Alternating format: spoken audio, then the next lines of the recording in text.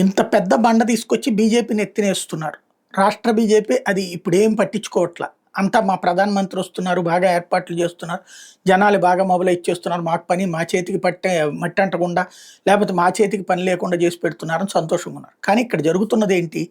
ఇప్పటికి 43,000 కోట్ల అప్పులు ఓకే అయినాయి. ఆ పనులకి వరకు ఇనాగ్రేషన్ చేయించారంటే బాగుంటుంది. కానీ 1,00,000 కోట్ల పనులు, ఇంకొక 57,000 కోట్ల రూపాయల పనులకి, ఈ పనులకి డబ్బులు లేవు ఇప్పుడు.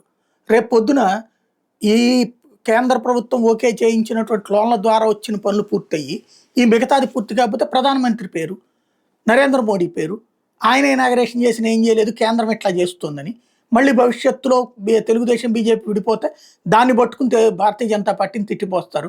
గతంలోకి మళ్ళీ మట్టి కొండ నీళ్లు అని చెప్పి మాట్లాడే పరిస్థితి ఉంటుంది. ఎందుకు ఆలోచించుకోవట్లేదో, లేదా ముందు చూపు మర్చిపోయామా, తాత్కాలిక పదవుల వ్యామోహంలో పడిపోయామా ఆలోచించుకోవాల్సి ఉంది.